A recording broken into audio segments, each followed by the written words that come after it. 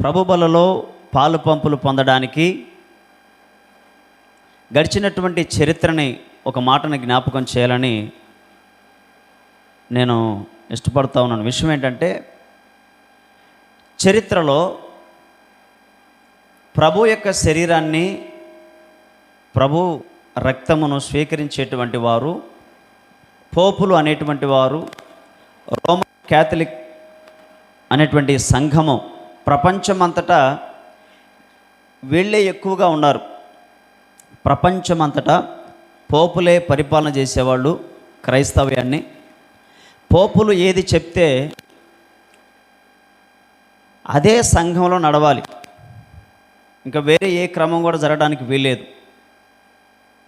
అయితే వాళ్ళు ఏం చేసేవాళ్ళంటే, ప్రభు యొక్క రక్తాన్ని, ప్రభు యొక్క శరీరాన్ని తీసుకునేటప్పుడు అందరూ యోగ్యులే అని వాళ్ళు ఎంచేవాళ్ళు. అందరూ యోగ్యులే.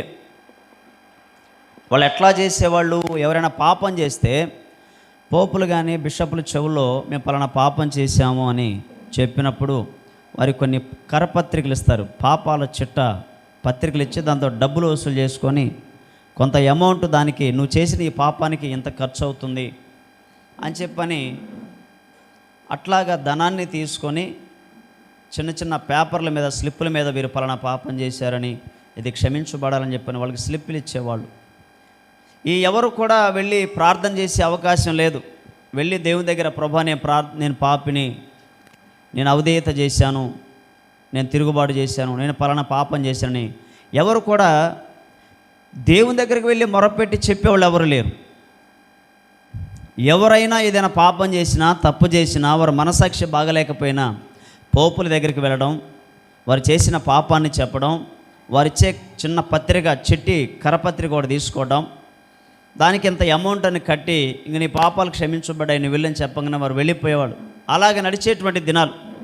ఆ రోజులలో బాప్తీసాలు కూడా ఎలా ఇచ్చేవాళ్ళంటే ముంచేవాళ్ళు కాదు.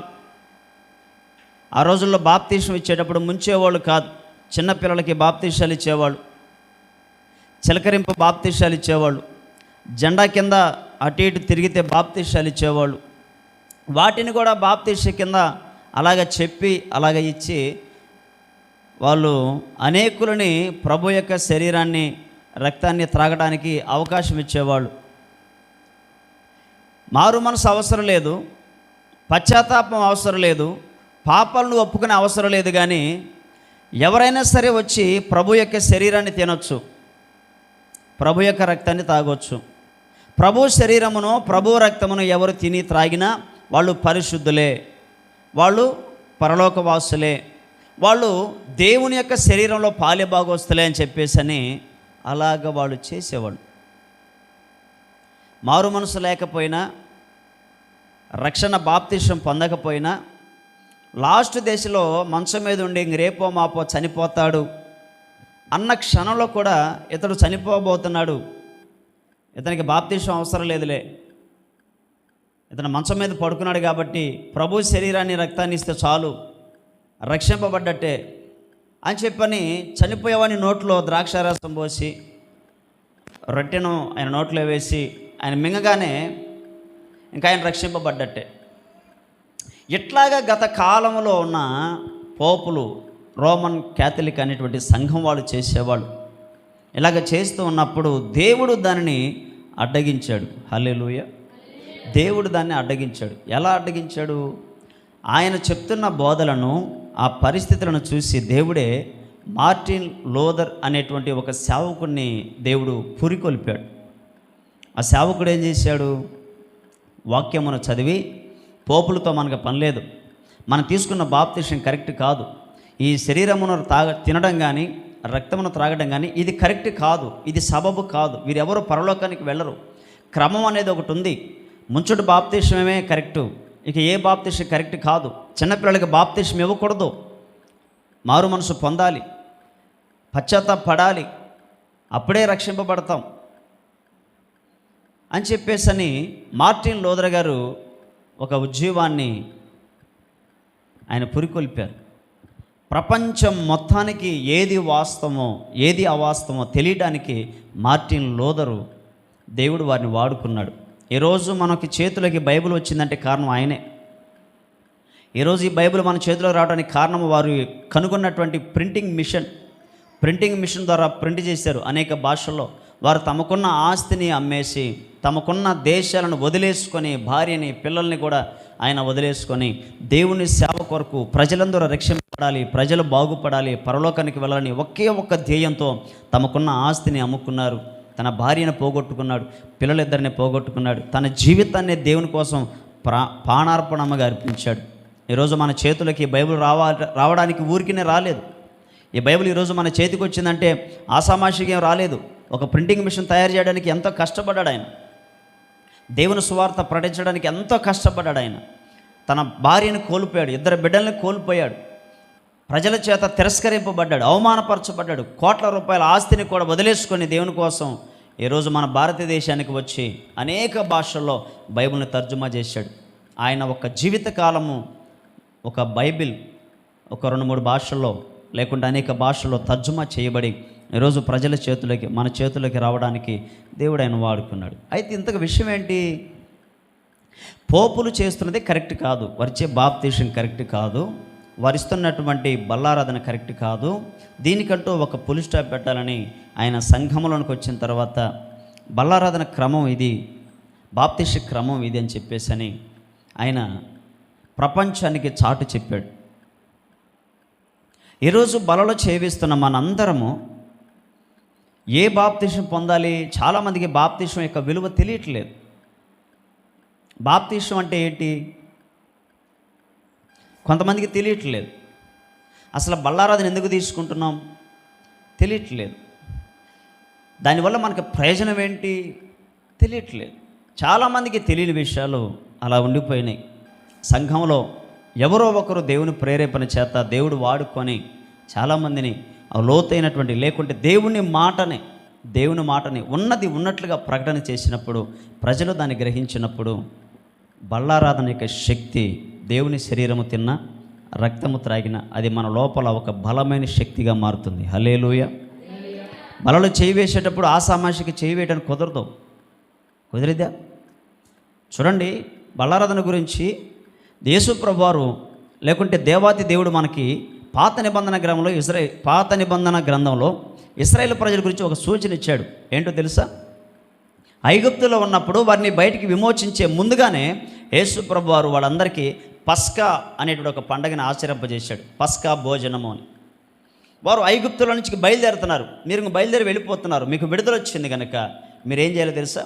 ఒక గొర్రెని మీరు చంపి దాన్ని మీరు భుజించాలి, పస్కాని భుజించాలి. పస్కాని భుజించిన తర్వాత వారికి విడుదల వచ్చింది. ఎప్పుడైతే విడుదల వచ్చిందో వారు అరణ్య మార్గంలో అలాగ నడుచుకుంటూ వచ్చి సముద్రం దగ్గరికి వచ్చారు. సముద్రం దగ్గరికి వచ్చిన తర్వాత వారికి ఆ సముద్రము 2 పాయలయ్యి దారినిచ్చింది. హల్లెలూయా. ఎర్ర సముద్రం దగ్గరికి వచ్చినాక ఇశ్రాయేలు ప్రజలకి ఆ ఎర్ర సముద్రము దారిచ్చింది. ఆ దారిలో వీరు చక్కగా నడుచుకుంటూ వెళ్ళారు.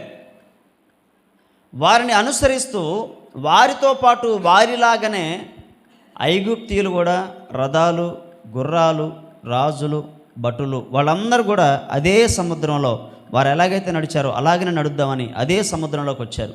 వచ్చిన తర్వాత వాళ్ళు సముద్రం దాటలేక సముద్రంలోనే మునిగిపోయారు. దీని రెండింటికి కారణం ఏంటి? ఇశ్రాయేలు ప్రజలకి సముద్రము దారిచ్చింది, ఐగుప్తి ప్రజలకి సముద్రము దారి ఇవ్వకపోగా వారిని చంపివేసింది. కారణం ఏంటి? సముద్రం 2 పాయలు అవ్వడానికి కారణం ఏంటి? అంత పెద్ద మహాసముద్రము ఇశ్రాయేలు ప్రజలకి దారి ఇవ్వడానికి కారణం ఏంటంటే పస్కాని వాళ్ళు ఆచరించారు.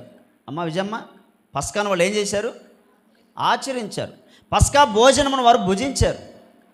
పస్కా అనేటువంటి పశువుని వారు ఆచరించారు కాబట్టి వారు పస్కా భోజనమును దేవుడు ఏ రీతిగా అయితే చెప్పాడో అలాగను వారు చేశారు కాబట్టి ఆ సముద్రము వారికి దారిచ్చింది. ఐగుప్తీయులు తిన్నారా పస్కా భోజనం? ఐగుప్తీయులు తిన్నారా? ఐగుప్తు ప్రజలు నిజంగానే పస్కా భోజనం తిని ఉంటే వాళ్ళకు కూడా దారిచ్చేది. వాళ్ళు సముద్రంలో ఎందుకు చనిపోయారు అంటే వాళ్ళు దాన్ని ఆచరించలేదు. హల్లెలూయా. చెప్పు గట్టిగా హల్లెలూయా. నిద్రపోయావంటే యేసు రక్తమే జయం. నువ్వు ఐగుప్తురాలువి, ఐగుప్తుడి అని అర్థం. పస్కా భోజనమును దేవుడు ఎలాగైతే చెప్పాడో అలాగనే వాళ్ళు భుజించారు, దానినే పాటించారు. కాబట్టి వారికి ఎర్ర సముద్రము లోబడింది, వారికి ఎర్ర సముద్రము దారిచ్చింది. ఈ ఐగుప్తి ప్రజలకి దారి ఎందుకు ఇవ్వలేదంటే వారు పస్కాని భుజించలేదు, వారు పస్కాని ఆచరించలేదు, పస్కా యొక్క విలువ వారికి తెలియలేదు, వారికి అవసరం లేదు. వారు నిర్లక్ష్య స్వభావం కలిగిన వాళ్ళు, మాకు అవసరం లేదండి అన్నటువంటి వారు. కాబట్టే వారిని సముద్రం ముంచి వేసింది. యేసుప్రభు వారు తన వాక్యం ద్వారా, తన మాటల ద్వారా మాట్లాడుతూ, ఇశ్రాయేలు ప్రజలు మోషేను అనుసరించి ఎర్ర సముద్రమును దాటి నడిచి వస్తున్నప్పుడే ఆ సముద్రములోనేనట, ఆ నీటిలోనే వీళ్ళు మోషేతో పాటు ఇశ్రాయేలీలు కూడా బాప్తిస్మము పొందిరి అన్నాడు ఆయన. హల్లెలూయా. బాప్తిస్మం పొందారట వాళ్ళు. ఆ నీటిలో వారు నడుచుకుంటూ వచ్చారు. ఆరిన నేల మీద నీళ్ళు ఉన్నాయా లేవా? నీళ్ళు ఎండిపోలేదు, పక్కగా నిలబడ్డాయి అంతే.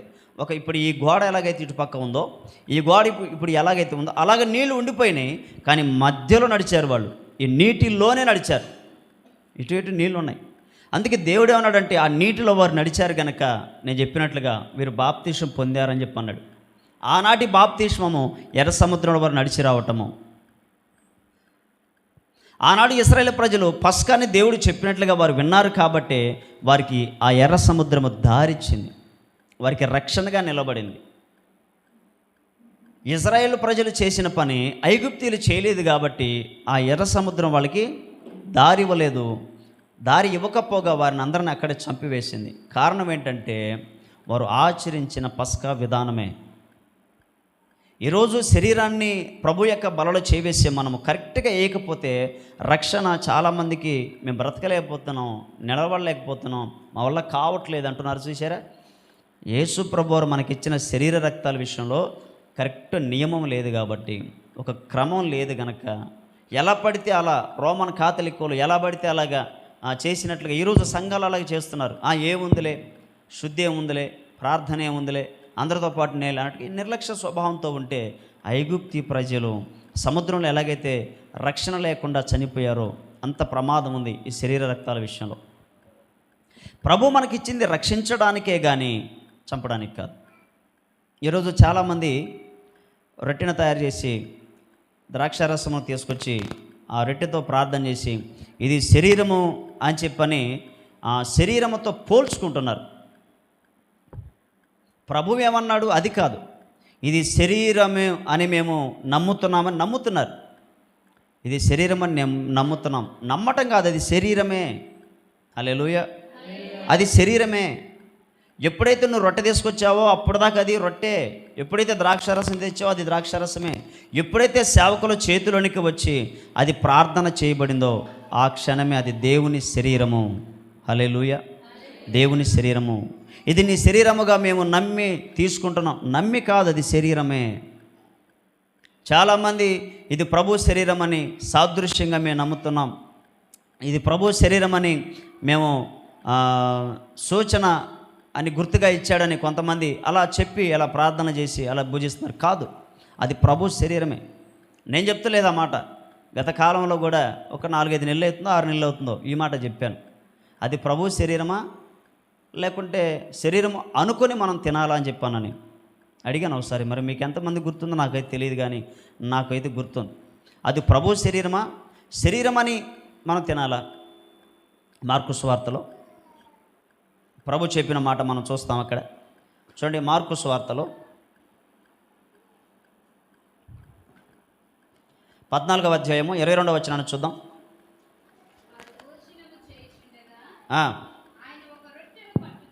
ఆయన ఒక రొట్టెను పట్టుకొని ఆశీర్వదించి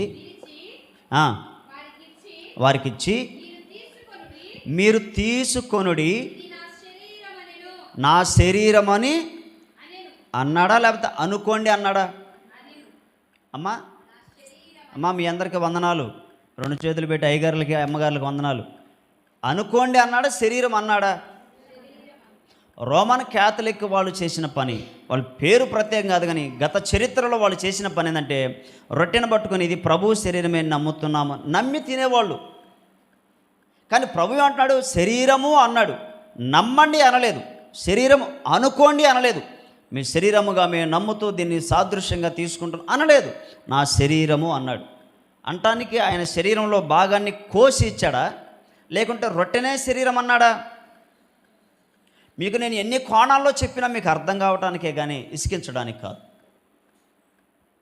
మిమ్మల్ని అవమానపరచడానికి కాదు. సంఘము ప్రభు చెప్పిన రీతిలో సిద్ధపాటు కావాలి. ఆయన శరీరాన్ని, ఆయన రక్తాన్ని తిని త్రాగేవాళ్ళు యోగ్యముగా చెయ్యవేయాలి. అయోగ్యముగా చెయ్యి వేస్తే అది మనకే శాపం. ఉందా లేదా? 1 కొరింథీ 11లో చూడండి. 1 కొరింథీ రాసిన పత్రిక 11వ అధ్యాయంలో చూడండి, ఆ మాట రాయబడి ఉంటుంది. యేసు ప్రభువే స్పష్టంగా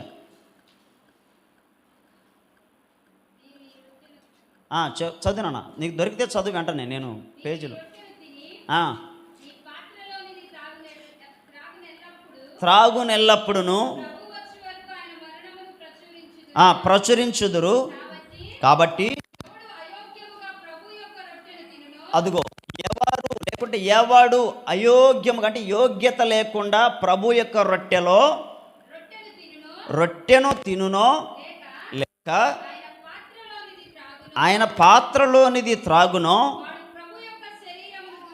అదుగో ప్రభు యొక్క శరీరమును గూర్చియు. అమ్మ వచనం చెప్పినాను, అందరం ఎత్తుకోవాల్సి వస్తుంది. అమ్మయ్య, దేవునికి వందనాలు. 11వ అధ్యాయము 27వ వచనము చదువునాను ఇప్పుడు. ప్రభు యొక్క శరీరమును గూర్చియు రక్తమును గూర్చియు అపరాధి యగును. ఏమన్నాడు ఇక్కడ?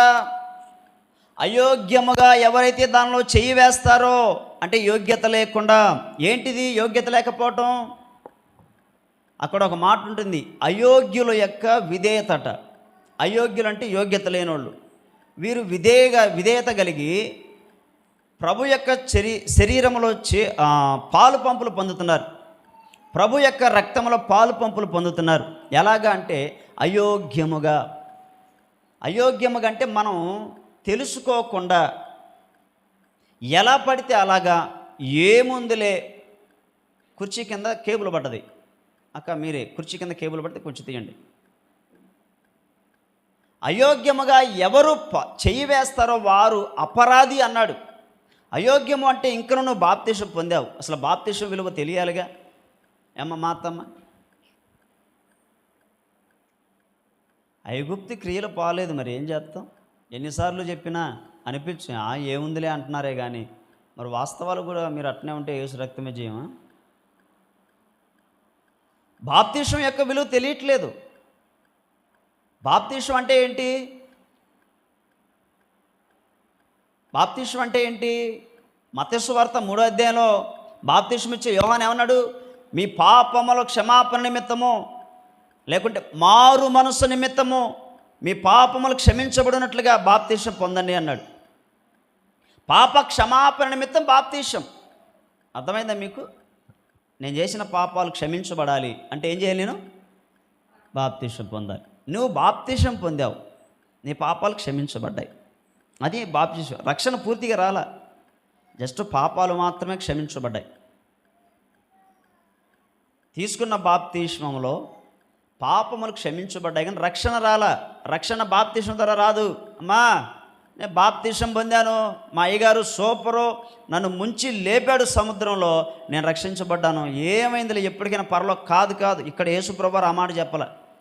మత్తయి సువార్త 3వ అధ్యాయంలో బాప్తిస్మం గురించి ఏముందంటే, నువ్వు పొందిన బాప్తిస్మము చూడండి, 3వ అధ్యాయము 7వ వచనం.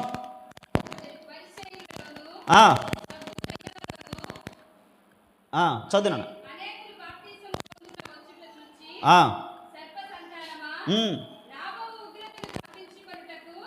అది కాదు నాన్న. 2వ వచనం, 3వ అధ్యాయం 2వ వచనం. పరలోక రాజ్యము సమీపించినది, మారు మనసు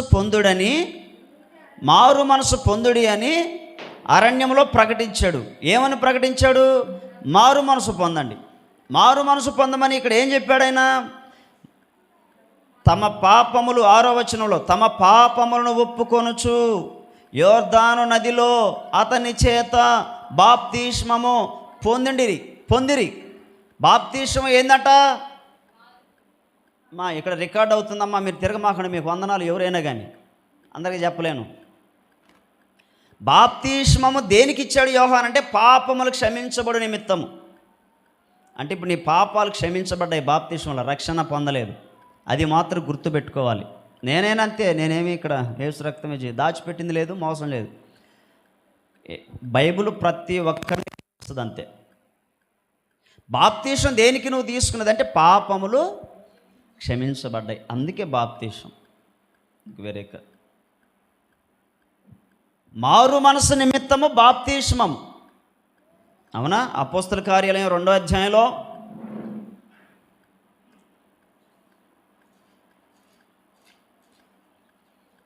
అపోస్తల కార్యాలయము 2వ అధ్యాయము 40వ వచనం దగ్గర చూడండి ఒకసారి. వాళ్ళు బాప్తిసం పొందిన దగ్గర 38వ వచనము, పేతురు, మీరు మారు మనసు పొంది పాప క్షమాపణ నిమిత్తము ప్రతివాడు యేసుక్రీస్తు నామమున బాప్తిస్మము. ఏం చెప్పాడు? 2 మాటలు చెప్పాడు. దేనికట బాప్తిస్మమా? మారు మనసు నిమిత్తము పాప క్షమాపణ. అంటే నువ్వు మారు మనసు పొందాలి, పాప క్షమణ పొందాలి. కాబట్టి రెండింటి కోసం ఏంటిది? బాప్తిసం. బాప్తిసం తీసుకోగానే పరలోకానికి వెళ్తామా? చెప్పండి, వెళ్తామా? మీ హృదయంలో ముద్రపడాలి, అయ్యో నేను బాప్తిసం తీసుకున్నాను, పాపాలు మాత్రమే క్షమించబడ్డాయి. నేను బాప్తిసం తీసుకున్నాను మారు మనసు కోసమే, అయితే నేను ఇంకా రక్షణ పొందలేదు. హల్లెలూయా. రక్షణ పొందలేదు, రక్షణ కలగలేదు. అందుకనే పౌలు గారు ఖండించాడు. పత్రికలు రాస్తూ ప్రభు బలలో చేయి వేసేటప్పుడు పౌలు గారు ఖండించాడు. ఎందుకో తెలుసా? మీరు దెయ్యములు ప్రభు బలలోనూ దెయ్యముల యొక్క భోజనమును చేసి దెయ్యములతో పాలు పంపులు పొంది ప్రభు యొక్క బలలో కూడా మీరు పాలు పంపులు పొందలేరు అంటాడు. బలలో చేయి వేసేటప్పుడు యోగ్యముగా చేయవేమని చెప్తూ దురాత్మల యొక్క ప్రభావంతో మీరున్నారు, లేకుంటే దురాత్మలు దెయ్యముల చేత ప్రేరేపించబడి దెయ్యముల భోజనములో కూడా మీరు పాలు పంపులు పొందారు. ఎక్కడట?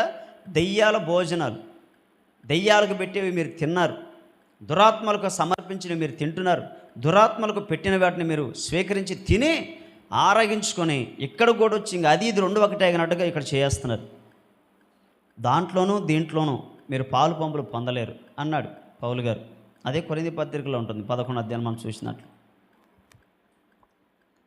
ఇంతకు మనం ఎక్కడ ఏ దెయ్యాలకు సంబంధించినవి తింటున్నాం? బలి అర్పించినవి వేటికి అర్పిస్తున్నాడు? పౌలు గారు చెప్తాడు, విగ్రహము బయటికి కనపడుతుంది కానీ దాని వెనకాల ఒక శక్తి ఉంది, ఒక దురాత్మ ఉంది, దానికి వీడు బలి ఇచ్చేది. వీడు తెలియక దానికి బలిస్తున్నాడు. ఆ బలిని అది స్వీకరించి అంగీకరించి దాని శక్తి పనిచేస్తూ ఉంది. దాన్ని కూడా మీరు తిని, అంటే పాపం మనోళ్ళు కులానికి ఒకళ్ళు మతాలు ఉంటాయి కదా, కొంతమంది తిరణాల సమరాలు లేకుంటే కొలుపుల సమయాల్లో ఏదో అంటారు, ఇట్లాగా వాటికి పాల్గొని వాళ్ళు ఏర్పాటు చేసిన భోజనాల్లో వాటిలో కూడా పాలు పంపులు పొంది తిని ఏడకొచ్చి యేసు ప్రభువా నన్ను క్షమించు, యేసు ప్రభువా నీ బలలో చేయవేయాలి, యేసు ప్రభువా నీ రొట్టెని శరీరంగా అనుకొని నేను తింటున్నాను, ఇది నీ శరీరం. అట్లా కాదు. దెయ్యముల భోజనములోనూ ప్రభు యొక్క శరీరక్తంలో కూడా పాలు పంపులు పొందడానికి యోగ్యులు కాదంటాడు. మీరు అయోగ్యముగా పాలు పంపులు పొందకూడదు, అది మీరు అపరాధముగా ఎంచబడుతున్నారు అంటాడు. ఇంతకీ బాప్తీసం ఎందుకు అంటే పాప క్షమాపణ నిమిత్తము, రెండవది మారు మనసు నిమిత్తం. అంతవరకే, రక్షణ పూర్తి కాలేదు, రక్షణ పూర్తి కాలేదు. ఇప్పుడు ఈ ప్రభు యొక్క శరీరంలో ప్రభు యొక్క రక్తంలో పాలు పంపులు పొందడానికి గల కారణం ఏంటంటే, ప్రభు అంటున్న మాట రోమపత్రికలో పౌలు గారు చెప్తారు, ఎవరైతే ప్రభు యొక్క శరీరమును తిని ప్రభు యొక్క రక్తమును త్రాగుతాడో వాడు ప్రభు యొక్క శ్రమలోను లేకుంటే ప్రభు యొక్క దేహములోను పాలి భాగస్తుడు అన్నాడు ఆయన. హల్లెలూయా. ప్రభు తను ఏమన్నాడు? నా ఆత్మలో మీకు పాలున్నది అన్నాడు, నా శరీరంలో మీకు పాలి భాగస్తులు అవ్వాలి మీరు అన్నాడు, నా రక్తంలో మీరు పాలి భాగస్తులు కావాలి అన్నాడు. ఆయన శరీరంలోనూ ఆయన రక్తంలోనూ ఆయనలో మన పాలి భాగస్తులం కావాలి అంటే వాటిని మనం తీసుకోవాలి. మరి పాలి భాగస్తులు ఎలా అవుతామంటే యోగ్యముగా చెయ్యి వేస్తే. అయోగ్యముగా చేయి వేస్తే కానే కాదు. అయోగ్యముగా చేయి వేయడానికి కారణం ఏంటంటే, మనం తీసుకుంటున్నటువంటి రొట్టె, మనం త్రాగుతున్నటువంటి ద్రాక్షారసము, ఇది ద్రాక్షారసమేగా. మా అక్కాయి చేసిందే కదా, మా పాస్టర్ గారు చేసిందే కదా, ఏముందిలే కాస్త చక్కెర వేసారు, 4 యాలక్కాయలు వేసారు, వాసన బాగుంది అని చెప్పేసి తాగేవాళ్ళు ఉండరు. ఇంటికాడ ఎలా పడితే అలా బ్రతికి, ఎలా అంటే అలా జీవించి ఇక్కడికి వచ్చి ఏముందిలే అందరితో పాటు నేను అన్నట్లుగా చేవేస్తున్నారు.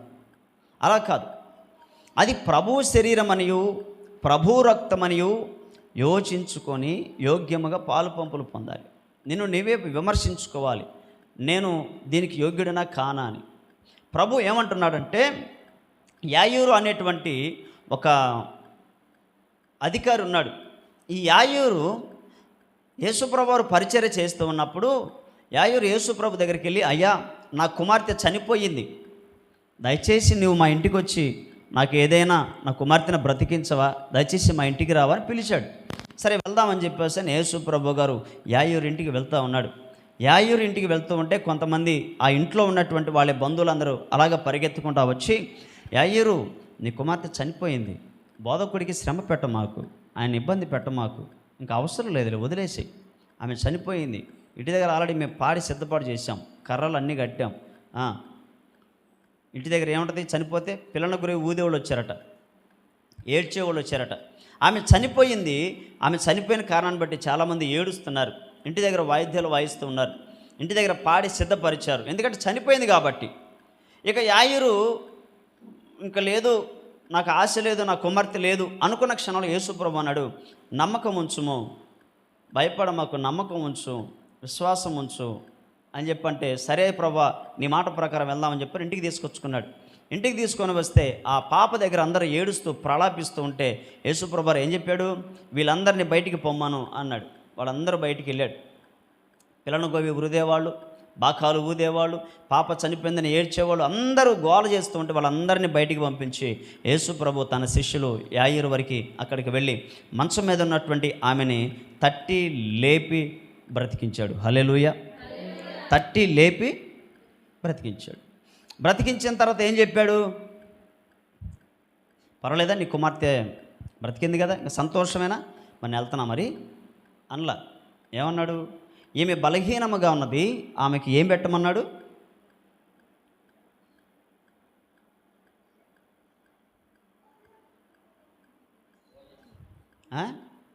పొలం కదా, భోజనం పెట్టండి అన్నాడు.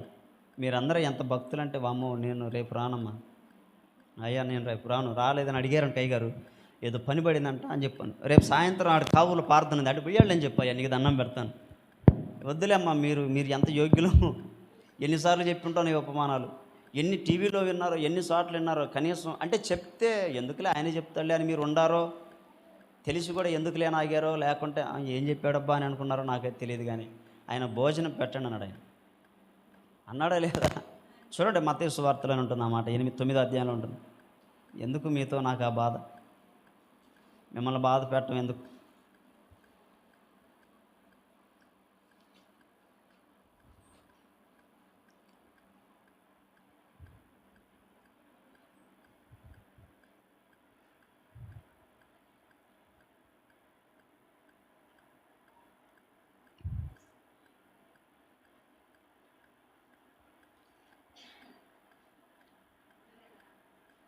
ఎన్నో వచ్చిన అన్నది 9:24 చదువునాను.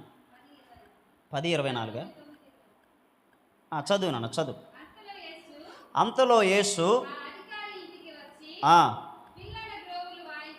అదిగో అంతలో యేసు ఆ అధికారి ఇంటికి వచ్చి పిల్లను గ్రోవులు వాయించు వారిని గొల్లు చేయుచుండు జనసమూహమును చూచి, స్థలమియుడి, ఈ చిన్నది నిద్రించుచున్నదే గాని చనిపోలేదని వారితో చెప్పగా వారు ఆయనను అపహాసించిరి.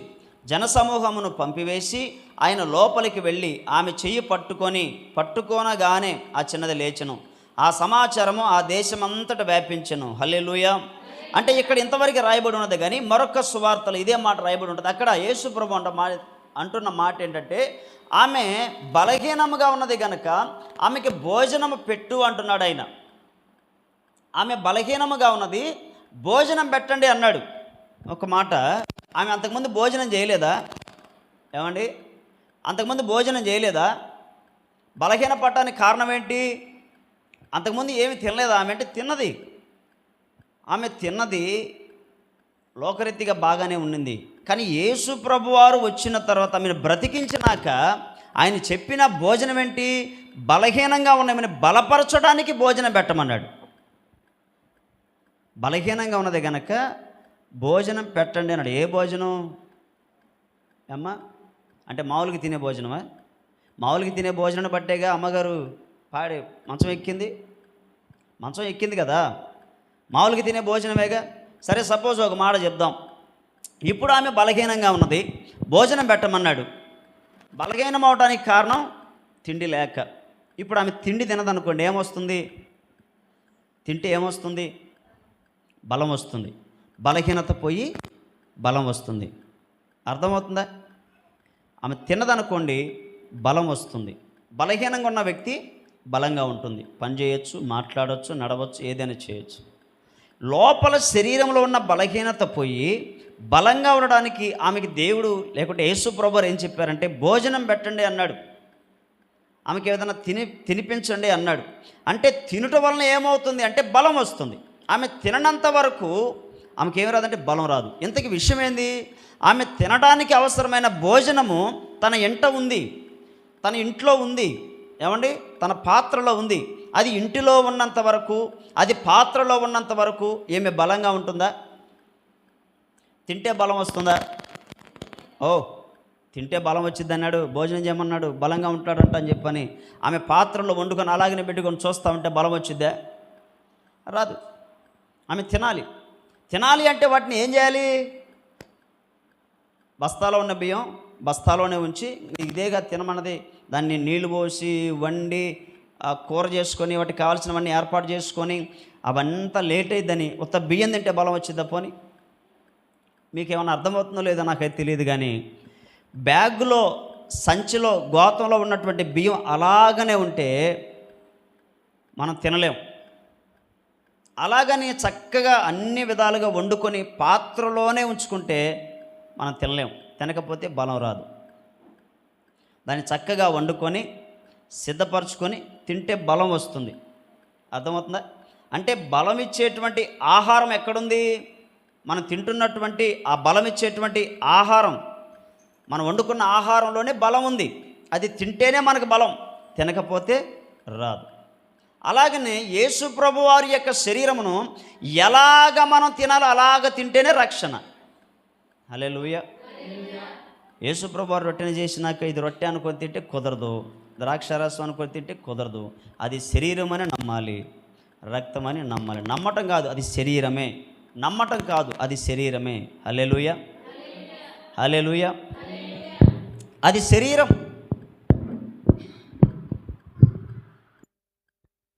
దేవుడే చెప్పిన మాట, అది నా శరీరము అన్నాడు దేవుడు. యేసు ప్రభువు నా శరీరము అన్నాడు. నమ్మటం కాదు. ఆమె ఈ భోజనము చేస్తే నాకు బలం వస్తుందని నమ్మితే కుదరదు. దానిని చక్కగా తినాలి. ఇదే ఆహారము, బలమిచ్చు ఆహారము, దీన్ని తింటే నాకు బలం వస్తుందని తినాలి. తిననంత వరకు బలం రాదు. అలాగనే అది శరీరం అని నమ్మటం కాదు, ఇది శరీరమే. దాన్ని భుజించినప్పుడే మనకు రక్షణ, లేకపోతే మనకు రక్షణ రానే రాదు. దాన్ని యోగ్యముగా చేయవేయాలి. హల్లెలూయా. ఒక ఆయన ఎక్కడి నుంచి? ఎరుకో వెళుతూ ఉన్నాడు మహారాజు. ఎక్కడి నుంచి అమ్మా?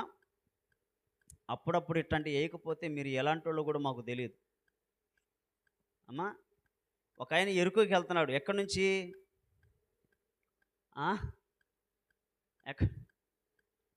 ఏందంట? ఏడుంది? ఎరుషలేం పైన ఉంది. యెరూషలేము నుంచి యెరికోకి పోతున్నాడు ఒక ఆయన. యెరికోకి వెళతా ఉంటే దారి మధ్యలో మీలాంటి వాళ్ళే దొంగలు వచ్చి కొట్టారంట ఆయన్ని. మరి మీరు దొంగలు కాక మీరు మంచివాళ్ళ? బైబిల్ని చేతిలో పెట్టుకొని, ఇళ్ళల్లో పెట్టుకొని, చదువు లేక అడిగినప్పుడు సమాధానం లేకుండా వచ్చి అక్కడికొచ్చి తీరిగ్గా కూర్చొని తింటే దాన్ని ఏమంటాడు దేవుడు? దొంగ అంటాడా, దొర అంటాడా? చెప్పండి. తెలిసినా కూడా మీరు నోరెత్తకపోయారంటే మీరు దొంగల, దొరలా? సామెతల గ్రంథం చదవమని కొంతమందికి చెప్పాను, మీ అందరికి వందనాలు. అందులో ఒక మాట తెలుసా? విద్యను దాచువాడు వర్ధిల్లడట. విద్యను దాచువాడు సౌండ్ పెడితే బాగుండు, నాకు కూడా వినపట్లేదు. విద్యను దాచువాడు వర్ధిల్లడు, విద్యను ధారాళంగా పంచువాడు వాడిని అందరూ మెచ్చుకుంటారు, అభివృద్ధి అవుతుందట. బాయిని తవ్వుతూ ఉంటే, సెలయేరుని తవ్వుతూ ఉంటే నీళ్లు ఓట వస్తుంది బయటికి. తవ్వకుండా ఏం లేకుండా అవసరాన్ని వరకు తాగి ఇంకా జాలే, ఇంకా నాకు జీవితకాలం సరిపోద్దని దాన్ని తవ్వకుండా సెలయేరు రావాలి ఓట అంటే యాడ్ నుంచి వచ్చింది. నీకు ఓట ఊరదా, పక్కోళ్ళకి నీ ఓట పనికిరాదా? నువ్వేం వాక్యం చదవా, ఆఫీషియల్కి ఇంత బైబిల్ పెట్టుకొని జేబులో పెట్టుకొని సంకలో పెట్టుకొని తిరుగుతావు. ఇంత బ్యాగ్ సంకలో కూడా బయటికి కనపడలే. మీరేసే బ్యాగులు, మీరేసే బైబుల్ ఇంత కంటికి కూడా కనపడవు. కళ్ళు మసకలు వచ్చి ఎప్పుడు పోతారని భయం వేసి మేమే, మరి మీ సంగతి నాది లేదు, మేము పెద్ద పెద్ద బైబుల్ లావు బైబుల్ కొనుక్కుంటున్నాం, ఎందుకంటే కళ్ళు మసకలు వస్తున్నాయి. మరి మీరు ఎట్ట చదువుతున్నారో నాకు అదే అర్థం కావట్లేదు. మీరు అంటే దాన్ని బట్టి ఏమవుతుందంటే మీరు చదవట్లేదని అర్థమవుతుంది నాకు. చదివేవాడికి బైబిల్ పెద్దగా ఉంటుంది, అక్షరాలు బాగా నీట్గా కనపడాలని కోరుకుంటాడు. చదవని వాళ్ళకి చిన్న బైబిల్ వేసుకుని అఫీషియల్గా ఉంటారు. మరి వాళ్ళు చదువుతారో లేదని అనకూడదు, కానీ చదివితే మంచిదే, చదవకపోతే ఏసురాను. మీరు మరి ఇంక సమయం లేదు పాపం, మీరు ఇంటికి వెళ్ళాలి కాబట్టి నేను ముగిచ్చేస్తాను. భోజనము తింటేనే బలం, దాన్ని ఎలా చేసుకుని అలాగ తింటేనే బలం, లేకపోతే బలం రాదు. ప్రభు యొక్క శరీరంలో, ప్రభు యొక్క రక్తంలో యోగ్యముగా పాలు పంపులు పొందితేనే రక్షణ, లేకపోతే రక్షణ రాదు. ఎరుకోకి వెళ్ళేటువంటి ఈ సమరయుణ్ణి ఎవడు కొట్టాడు? దొంగలు వచ్చి కొట్టేశారు. దొంగలు వచ్చి కొడితే దెబ్బలు తగిలి రోడ్డును పడి ఉంటే ఏం చేశారక? చాలామంది వచ్చారు. అయ్యగారులు చాలామంది దారి పొడుగుతూ వెళ్తారు కదా. పరిసయ్యుడు వెళ్ళాడు, సద్దుకయ్యుడు వెళ్ళాడు, శాస్త్రి వెళ్ళాడు, చూశారు కానీ ఎవరు పట్టించుకోకుండా అలా పక్కగా వెళ్ళిపోయారు. నాకెందుకులే వీళ్ళతోటి అని చెప్పని పట్టించుకోకుండా, దెబ్బలు తగిలినా రక్తము కారుతున్నా ఏమి పట్టించుకోకుండా పక్కకి వెళ్ళిపోయారు. ఈరోజు సంఘంలో చాలామంది బాధపడి ఏడ్చిన శ్రమల్లో ఉన్న ఎవరు పట్టించుకోవట్లే. ఎవరైనా మందిరానికి రాకపోతే మీ అందరికీ నిజంగా నిండు వందనాలు, నువ్వు రాకపోతే నాకేంది, నేను పోయాను కానీ ఎవరు ఉన్నారు ఇక్కడ. నువ్వు యోగ్యుడివి, నువ్వు యోగ్యురాలివి, మరి రాపోతే మరే నాకెందుకు అనుకుంటున్నావు, ఏమోలే అని తెలుసుకోకుండా, కనీసం నా మిత్రులకి ఎలా ఉంది తెలుసుకుందాం, బాధలు ఉండారేమో, ఎందుకు రాలేదో, ఏ పరిస్థితో. కొంతమంది నడవలేక రావట్లేదంట, కొంతమంది నీరసం వచ్చిందంట. అప్పుడే సంఘానికి అనగానే అప్పుడు దాకా రెడీ అయ్యి నీరసం వచ్చిందట. ఒక ఆమె చెబుతుంది, నేను చక్కగా రెడీ అయిన అయ్యగారు, నీరసం వచ్చి పడుకున్నాను అయ్యగారు అని. ఎన్ని అడుగులు? 2 బజార్లు మందిరం. ఎన్ని బజార్లు? 2 బజార్లు దాటితే మందిరం. నీరసం వచ్చి ఇంట్లో పడుకుందట ఆమె.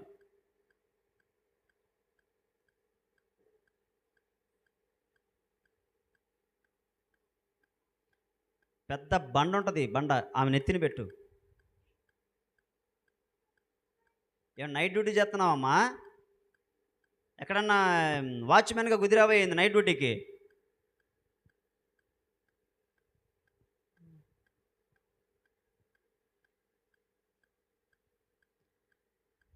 ఏదో చెప్పే మర్చిపోయానమ్మా నేను.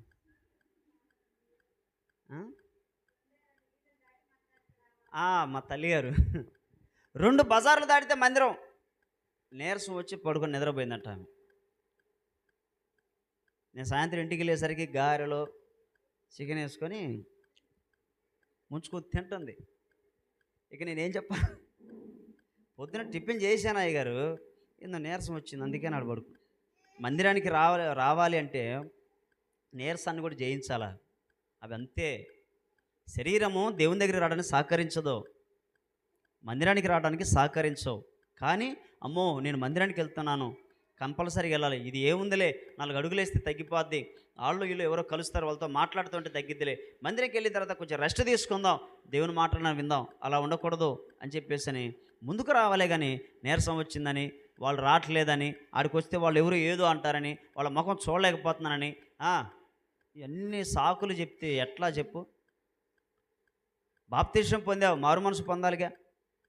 బాప్తిసం పొందావు, పాప క్షమాపణ పొందానయ్యాక నాకు పాపం ఉండకూడదని ఉండాలిగా. పాపం అంటే ఏంటి చాలామందికి తెలియట్లేదు. ఇప్పుడు 1 యోహాను పత్రికలో చక్కగా దేవుడు రాయించాడు 3వ అధ్యాయంలో, సహోదరునైనను ద్వేషించువాడు వాడు పాపములోనే ఉన్నాడట. ఏడున్నాడు? మందిరానికి వస్తే వాళ్ళ ముఖం చూడబుద్ధి కావట్లేదు అనిపిస్తుంట ఒక్కొక్కరికి. చూడబుద్ధి కాపైనా కూడా వచ్చి కూర్చో, హల్లెలూయా, కాపైనా కూడా వచ్చి కూర్చో, నీకెందుకు? రాగానే పలకరి. కోపం అనేది సహజం మానవుడికి. అసూయ అనేది సహజం మానవునికి, ఎందుకంటే అవి మానవ నైజం. అవన్నీ ఉన్నా కూడా జయించుకొని ఇక్కడికి వస్తా చూసావా, అది క్రైస్తవుడు అంటే. హల్లెలూయా, అది క్రైస్తవుడు. బాధ వచ్చిందా బాధపడు, ఇబ్బంది అయిందా ఇబ్బంది పడు, మళ్ళీ వారానికల్లా కలవాలంతే యేసునామములో. అది ప్రభు శరీర రక్తాలు తీసుకునేటువంటి వారి యోగ్యత. నిర్లక్ష్య స్వభావం పనిచేయదు. ఎవరైనా మందిరానికి రాకపోతే ఎందుకు రాలేదని కనీస ఇంగిత జ్ఞానం, అయ్యో పలకరిద్దాం, ఎందుకు రాలేదో తెలుసుకుందాం, ఏమాత్రం పట్టించుకోరు. ఏమో మాకేం తెలుసు, ఏమో మాకేం తెలుసు, తెలియదయ్యా. ఆదివారం పూట మందిరానికి రాకపోతే కనీసం వెళ్ళి ఇంగిత జ్ఞానం ఉండదా? మా ఇంటి పక్క వాళ్ళు రాలేదే, మా మందిరానికి కూడా రాలేదే, తెలియదా? నేను ఉన్నప్పుడు ఇక్కడ ఎవరైనా రాకపోతే మేళకు నేను వచ్చానా లేదమ్మా? వచ్చానా? ఎవరు చెయ్యెత్తి ఊపినట్టు కనపట్లేదు. మరి నా సాత్వికం ఒక్కలానే సరిగ్గా చెప్పట్లేదు, మరి నాకు బాధగా ఉంది. వచ్చాను. కొంతమంది యోగ్యులు, కొంతమంది జ్ఞానం కలిగి పెద్దవాళ్ళు, అనుభవం కలిగిన వారు రాకపోతే వాళ్ళ ఇంటికి నేను వెళ్ళేవాడు కాదు. ఎందుకంటే వాళ్ళ పరిస్థితి వాళ్ళకి తెలుసు, వాళ్ళ గురించి నాకు తెలుసు. వాళ్ళు ఏదో ఒక పరిస్థితి అయితే ఆగుతారు, లేకపోతే మందిరానికి మానుకోరు. కాబట్టి మనం అంత కంగారు పెట్టకూడదు వాళ్ళని. వాళ్ళు వెళితే కంగారు పడతారు, ఏమని అనుకుంటారు, ఆగేవాడు. కానీ వీళ్ళు పిల్లలు, వీళ్ళకి తెలియదు వీళ్ళు ఎందుకు రాలేదన్నప్పుడు ప్రతి కుటుంబానికి వెళ్ళి దర్శించి మాట్లాడి ప్రార్థన చేసి వచ్చేవాళ్ళం.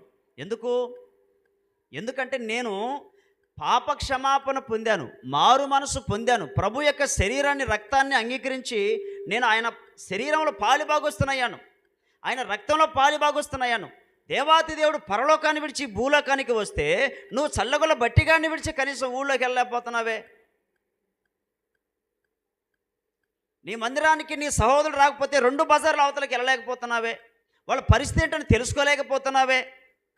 పరలోకాన్ని విడిచి భూలోకానికి వచ్చి ఆయన శరీరాన్ని, ఆయన రక్తాన్ని నీకు ధారాళంగా ఇచ్చి నీకు రక్షణ ఉచితం అని చెప్తే నీ పక్కింటోడు రాలేదు, బలలో చేయవేయట్లేదు, ఆదివారం మిస్ అయ్యాడు, వాక్యాన్ని మిస్ అయ్యాడు, పరలోక రాజ్యం ఇబ్బంది అవుతుంది, అపవాదిగాడు ఏమైనా శోధించాడని చెప్పని కనీస ఇంగిత జ్ఞానం నా దేవుడు నా కోసం చేసి నీ త్యాగంలో నేను ఒక త్యాగం అని చేయకపోతే ఎట్లా? మరి ఎట్లా యోగ్యుడివయ్యో యోగ్యురాలు పోయావు?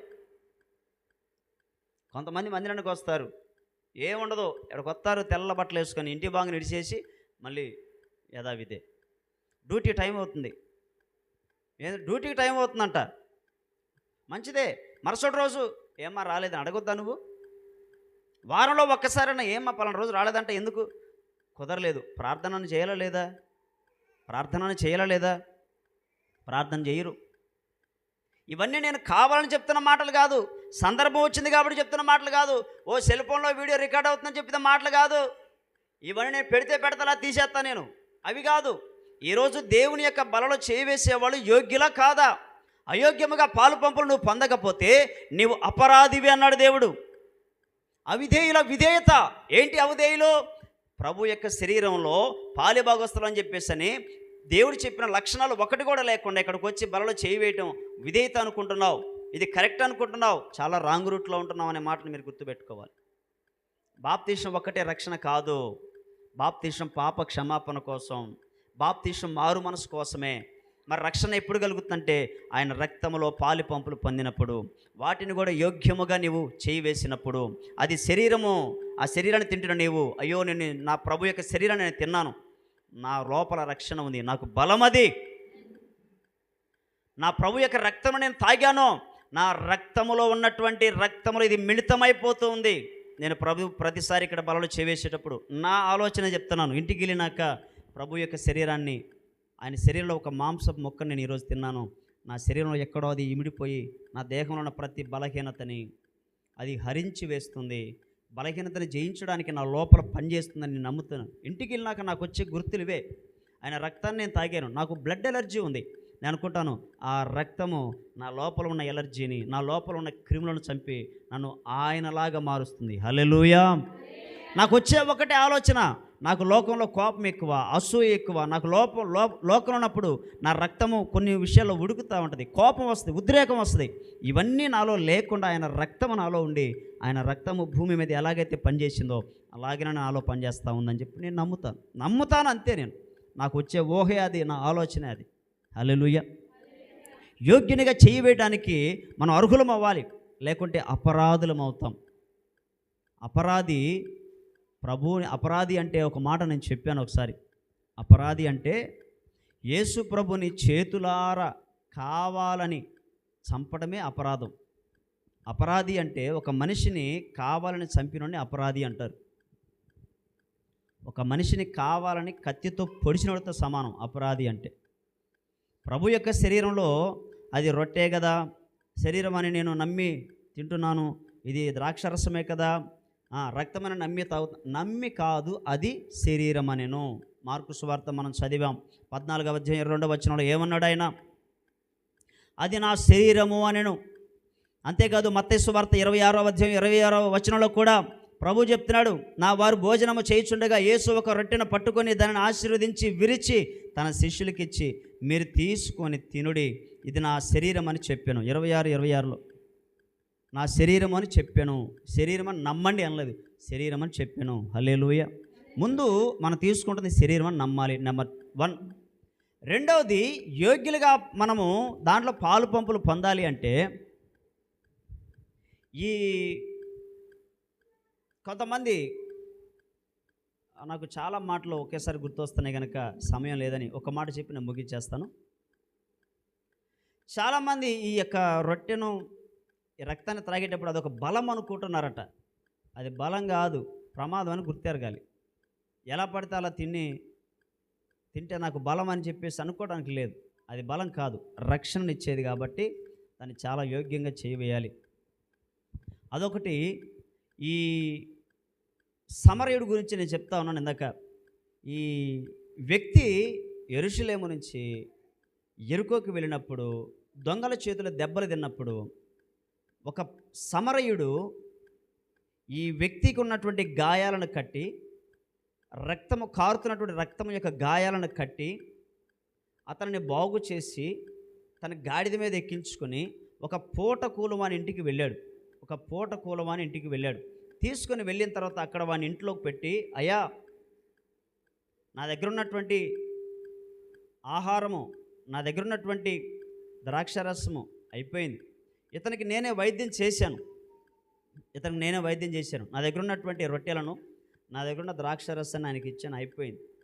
ఇక నా దగ్గర ప్రజెంట్ అయితే ఏమీ లేవు, ఇతన్ని మీకు అప్పగిస్తున్నాను, నేను మళ్ళీ తిరిగి ఈ ప్రయాణానికి వస్తాను. కాబట్టి ఇతను బలహీనుడిగా ఉన్నాడు గనక, రోగిగా ఉన్నాడు గనక ఇతను మీకు అప్పగిస్తున్నాను, ఇదిగో 2 దేనారములు అని చెప్పని అతని చేతికిచ్చి, నేను వచ్చేంత వరకు ఇతనికి కావలసిన వాటన్నిటిని చూసుకున్నాము, ఒకవేళ ఏమైనా తక్కువైతే నేను వచ్చినప్పుడు నీకు ఇస్తానని చెప్పని ఆ సమరయుడు ఆ ఇంట్లో అతన్ని చేర్చి 2 దేనారములు డబ్బులు ఇచ్చి ఆయన ఆయన ప్రయాణంలో వెళ్ళిపోయాడు. ఇంతకీ విషయం ఏంటి?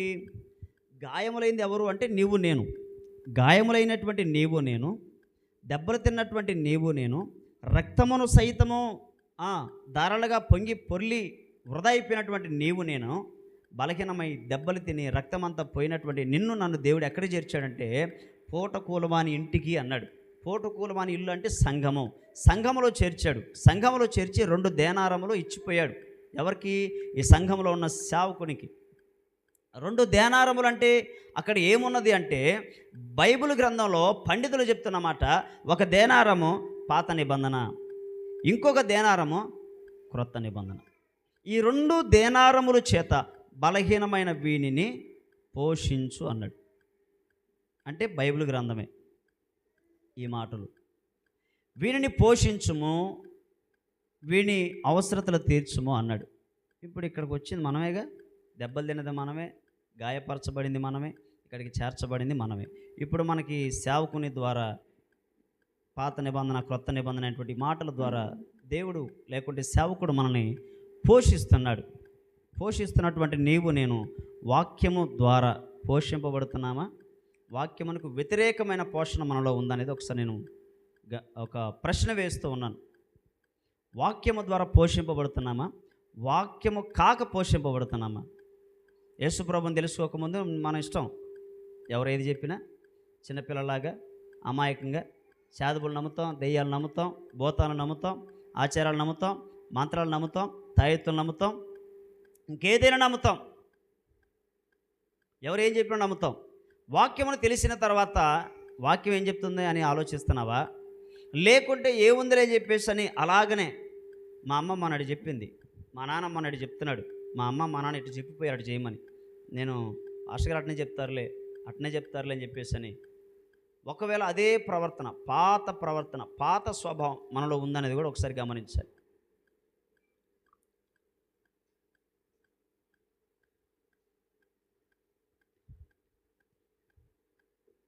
పాత స్వభావం అంటే ఏంటి? మొదటి పేతురు పత్రికలో ఒక మాట రాశాడు.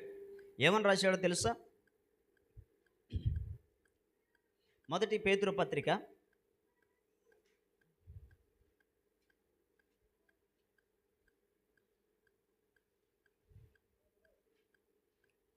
మొదటి అధ్యాయము 18వ వచనం.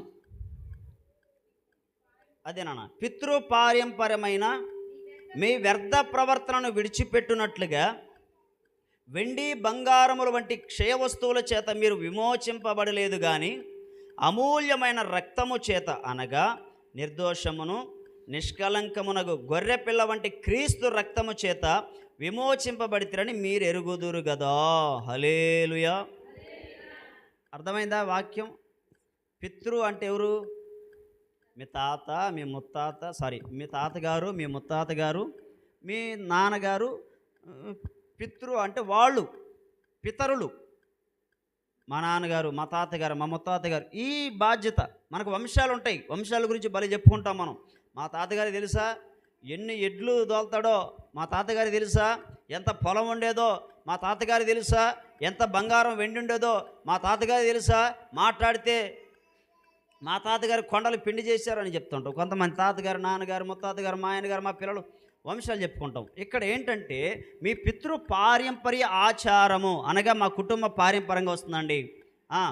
మా యొక్క కుల ఆచారం అండి, మా కుటుంబ పద్ధతులండి, మా వారు నేర్పిపోయారండి, మేము ఇలాగే చేయాలండి అని కొన్ని ఆచారాలు, కొన్ని పాటింపులు, పద్ధతులు వస్తుంటాయి.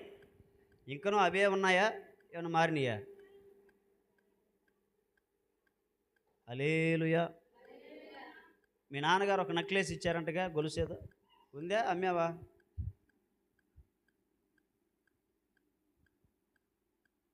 పాపం ఇంట్లో ఎన్ని సమస్యలు వచ్చినా భర్తకి సపోర్ట్ చేస్తారు లేదు నాకు తెలియదు, కానీ ఎప్పుడన్నా ఆపద వచ్చినప్పుడు వాళ్ళ అమ్మగారు, నాన్నగారు ఉంగరం కానీ ఏదైనా గొలుసు కానీ ఇచ్చారనుకో, అమ్మాయి కొద్దిగా తాకట్లో పెట్టుకున్నాం, కొద్దిగా ఇబ్బంది అవుతుంది ఈ అమ్మాయి అన్నాం అనుకో, ఇది మా నాన్న ఇచ్చింది, మీ నాన్న అడుకో అనేవాడు కూడా ఉంటారు. హల్లెలూయా. ఇక్కడ ఏమంటున్నానంటే వాక్యం ఏముంటుందంటే నీ భర్తకి నీవు విధేయత చూపించాలని ఉంది. నీ భర్త తర్వాతనే ఇంకెవరైనా ఉంది. నీవును నీ భర్త ఇద్దరు ఏక శరీరం అని చెప్తుంది వాక్యము. పూటకూలు వాని ఇంటికి తెచ్చినప్పుడు ఆయన 2 నిబంధనల చేత, 2 దేనారముల చేత పోషించమన్నాడు. పోషిస్తున్నప్పుడు 2 వాక్యంలో ఉన్న మాట మీకు వెత్తబడతా ఉంది. భర్తకు విలువివ్వండి, భార్యకి విలువివ్వండి, తల్లిదండ్రులకు విలువివ్వండి. వాక్యం ఉన్నదంటే చెప్తుంది కదా. వాటిలో ఏమైనా మార్పులు ఉన్నాయా అని. అదే వింటున్నారా? మార్పులా? అదే మార్పా? కప్ప నోరు ఒకటి ఉంటుంది, ఇంత పెద్దలా నోరు ఒకటి వేసుకుని గాండ్రు కప్ప అరుతుంటుంది రాత్రి మౌలు అని అవుతుంది. వానాకాలం వినబడుతుంటే బాగా ఎప్పుడు సనుగుడు, గొనుగుడు. ప్రభు ఏమన్నాడు ఇక్కడ? నీవు విమోచింపబడడానికి కారణం ఏంటంటే యేసు ప్రభు వారి రక్తం. నీ పితృపారంపర్య ఆచార ప్రకారం నువ్వు ప్రవర్తించడానికి నిన్ను దేవుడు ఎలా కొన్నాడు అనుకుంటున్నావు? బంగారం చేత కాదు కొన్నది, వెండి చేత కాదు కొన్నది. అవి క్షయమైపోతాయి, అంటే నాశనమైపోతాయి. బంగారాన్ని భూమిలో పాతిపెట్టు, గుంత తీసి భూమిలో పెట్టు, ఉంటుందా? పాడైపోద్ది కదమ్మా. అది క్షయము అన్నాడు ఆయన. ఇప్పుడు బ్యాంకులో పెట్టుకుంటేనే మళ్ళీ ఆ నుంచి అడిగి తీసి ఒక 2-3 సంవత్సరాలు మనం వాడుకున్నాం అనుకోండి, ఎంత అంత తరుగుతుంది. అంటే ఏంది?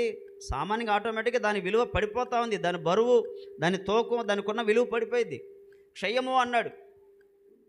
ఈ సంవత్సరం కొన్న బంగారానికి రేపు వచ్చే సంవత్సరం రూపాయి తాకట్లో పెడితే నీ దగ్గర ఏమన్నా ₹1,00,000 పెట్టుకున్నాను, ఆ 1,00,000కి ఇప్పుడు ఇంకొక 1,00,000 ఇవ్వు అన్నాం అనుకో, అబ్బాయి సంవత్సరం అయింది వాడుకొని, పాత పడ్డది, మెరుగు లేదు, చక్కదనం లేదు, అంత మెరవట్లేదు, అంత రావబ్బాయి, ఒక 70,000 తీస్తాం. 30,000 సంవత్సరానికి తగ్గించావా? ఆడి కొట్లో బంగారానికి వాల్యూ, నీ దగ్గర ఉన్న బంగారానికి ఏమో విలువ తక్కువ.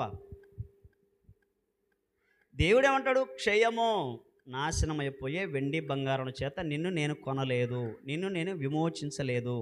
ఏం పెట్టి కొన్నాడు ఆయన? నిన్ను ఎలాగ విమోచించాడంటే విడుదల ఎలాగిచ్చాడు? పరిశుద్ధ రక్తము చేత. హల్లెలూయా. పరిశుద్ధ రక్తము చేత. దీనిని నమ్మాలి, దీనిని నమ్మాలి, దీన్ని ఆచరించాలి. నీవు నేను మన పితరుల యొక్క పారంపర్య ఆచారం అది ఎట్లాంటిదంటే వ్యర్థ ప్రవర్తన అన్నాడు దేవుడు. వ్యర్థ ప్రవర్తన అన్నాడు. వ్యర్థ ప్రవర్తన. మరి చెప్పుకుంటూ పోతే చాలా చెప్పొచ్చు, కానీ ఒక మాట ఏంటంటే నువ్వు అతిశయించాలి అన్న ప్రభువుని బట్టి అతిశయించాలి. మా నాన్నగారు ఇంత సంపాదించారండి, మా అమ్మగారు ఇంత సంపాదించారండి, మా తాతలు ఇంత సంపాదించారండి, సంపాదించిన దాన్ని ఇంకా నేను పోగు చేయాలండి, ఇంకా నేను బాగు చేయాలండి, నేను ఇంకా ఇట్లా చేయాలండి, అట్లా చేయాలండి. ప్రభు నిన్ను కొన్నాడు బిడ్డ. హల్లెలూయా. రక్తముతో కొన్నాడు. క్షయమైపోయేది కాదది. ఈ భూమి మీద కోట్ల మంది ప్రజలకు విలువనిస్తున్నది ఆ రక్తము. నిన్ను బ్రతికించింది ఆ రక్తము, నిన్ను రక్షించింది ఆ రక్తము, పరలోక రాజ్యానికి చేర్చేది ఆ రక్తము, నీకు ఉపయోగపడేది ఆ రక్తము. ఆపదలోనైనను సంతోషమైనను ఈరోజు ఆనందమైనను ఈరోజు నీకున్నటువంటి విలువైన ఏదైనా వచ్చింది అంటే వెండి బంగారాన్ని బట్టి కాదు, పరిశుద్ధ రక్తమును బట్టి.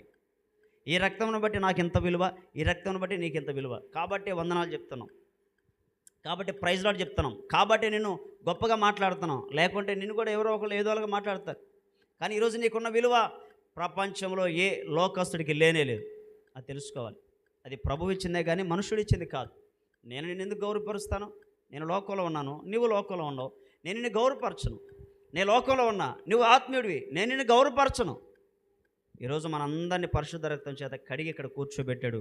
ఒకరి పట్ల ఒకరికి గౌరవాన్ని ఇచ్చాడు దేవుడు. హల్లెలూయా.